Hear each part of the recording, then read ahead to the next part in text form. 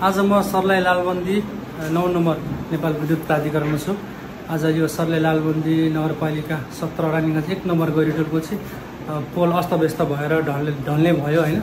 त्यहाँको गाउँ बासिन्दालाई चाहिँ एकदमै गाह्रो भएको हुनाले हैन, अवस्था गम्भीर भएको हुनाले, नरमर्दै स्थिति भएको हुनाले अलिकति बाटोलाई पनि असहज हिँड्नेलाई भएको कारणले पोल व्यवस्थापनको लागि हामी चाहिँ निवेदन लेख्दैछौँ र निवेदन लेख्दै हुनुहुन्छ हाम्रो केशव भाइ हुनुहुन्छ, निवेदन लेख्दै हुनुहुन्छ यसरी उता हुनुहुन्छ विनोद देली उहाँ पनि हुनुहुन्छ र म छु। हाम्रो अब यहाँनिरको चाहिँ देश कर्मचारी हाम्रो म्यामहरू हुँदो रहेछ, एकदम राम्रो, हामीलाई एकदम सहज वातावरण बनाइदिनु भयो।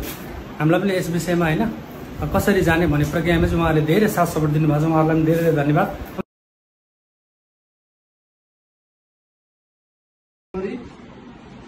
पोल तार व्यवस्थापन तथा थप पोल दिने बारे महोदय, उपरोक्त सम्बन्धमा लालबन्दी नगरपालिका वडा नम्बर 17 साबिक वडा नम्बर 1 रानीगञ्ज गैरीपोलमा यस कार्यालय मार्फत वितरण गरिएको अथवा जडान गरिएको पोलहरू भड्किएर तारहरू लत्ती स्थानीयहरूमा जोखिम उत्पन्न भएको हुँदा उक्त पोलहरूलाई सिधा गरी आवश्यक थप पोलहरू उपलब्ध गराई अस्तव्यस्त तारहरूलाई व्यवस्थापन गरी जोखिम रहित बनाइदिनु हुन अनुरोध गर्दछौँ। निवेदकमा केशव विश्वकर्मा, विनोद कुमार विश्वकर्मा, जीवन विश्वकर्मा।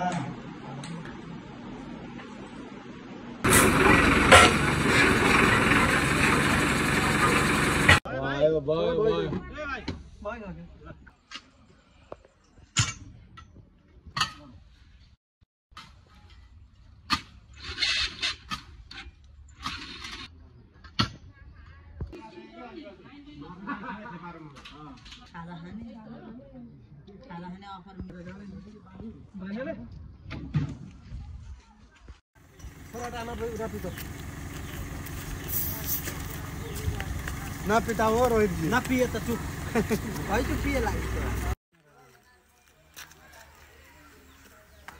Thank you.